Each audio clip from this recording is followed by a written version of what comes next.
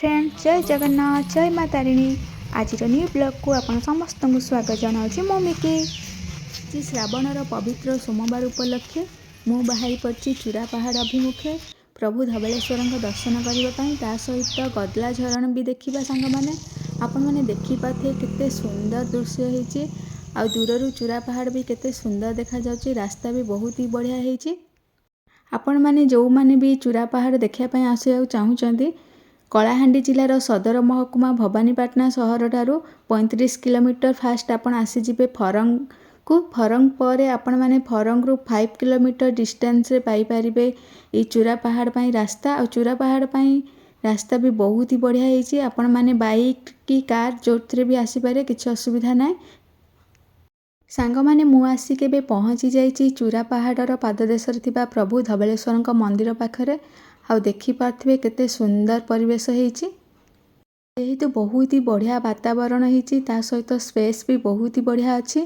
तो जो मैंने आसुँच कार किंबा बाइक रे पार्किंग पाई किसी असुविधा हेनी आपण मानक आखिरे छोट छोट दुकान अच्छी भोग किणापी आ सहित छोट छोट खेलना दुकान आउ फैंसी दुकान भी अच्छी छोट छुआ मानी आबे आम भोग किणिकी जाऊँ मंदिर दर्शन करने आईपटे जो सीढ़ी देखुं सांग मैंने ये सीढ़ी रे आपण मैंने चढ़ी जापर गदला झरण देखापी एबे प्रथमे आम ठाकुर दर्शन करदेबू तापर गदला झरण देखापी जीवु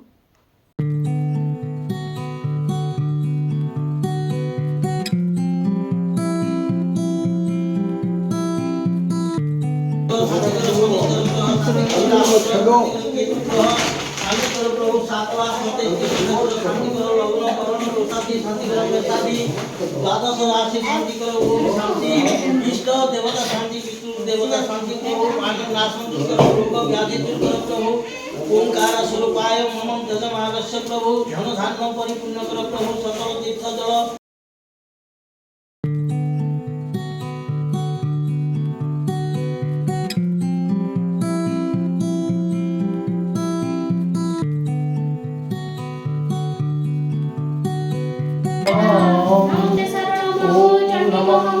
मंगलमयमा जगज्जनकार स्वरूपेण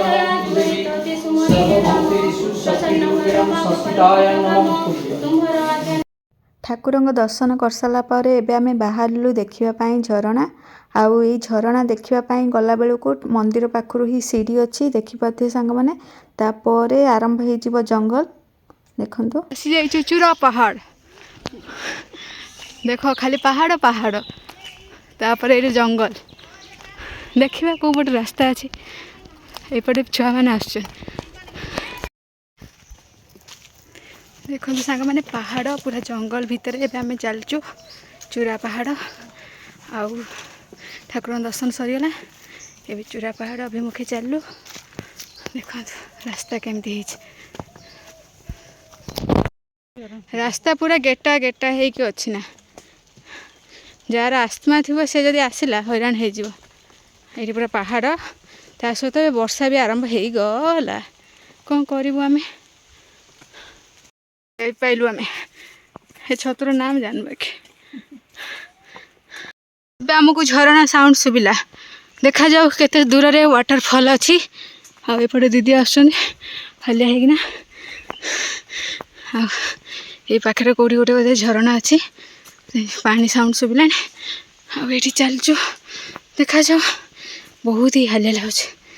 रास्ता ना एमती गेटी पथर रे जीवा कथा जंगल रे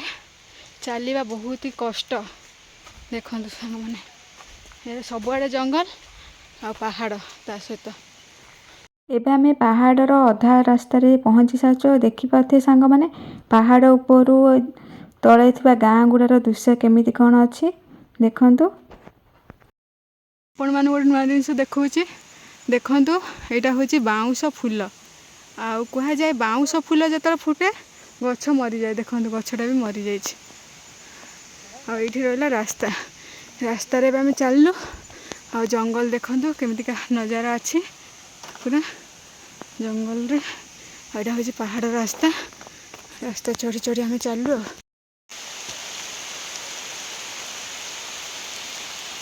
जंगल रे वर्षा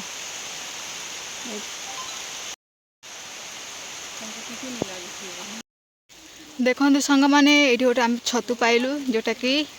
बाउंश छतु देखु बाउंश छतु केते गुड़े होती खाती कि ना आम जानू बाकी तापर ए चलु आ जंगल में वर्षा भी होती आम अटकी जाइलु देखु मैंने देखु वर्षा ता सहित झरणा ये टिके देखा जा बहुत ऊंचा अच्छे वर्षा भी बहुत जोर हो गला तो आम जापारूनु बहुत कष्ट अच्छी देख वर्षा पूरा प्रबल वर्षा पहुँचलु बहुत परिश्रम पर आम ए चूरा पहाड़ रे पहुँचलु ये रहा टेंट और ये रही वाटरफॉल बहुत जोर हो जंगल रे रास्ता पूरा वर्षा पाई पूरा गला खराब हो गला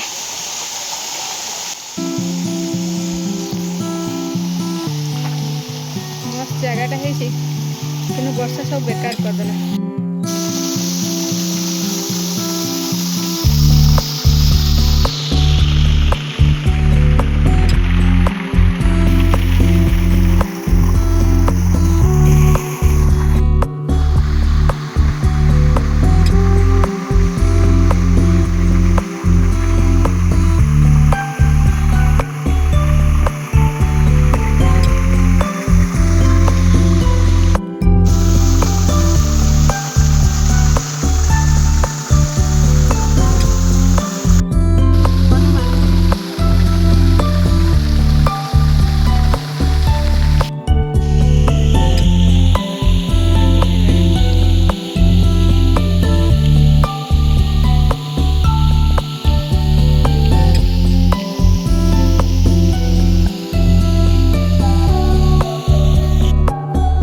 लोक एबे भी आसान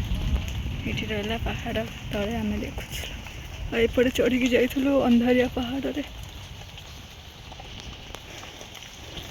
सांग माने आजिर ब्लॉग रे तो आपण माने देखिले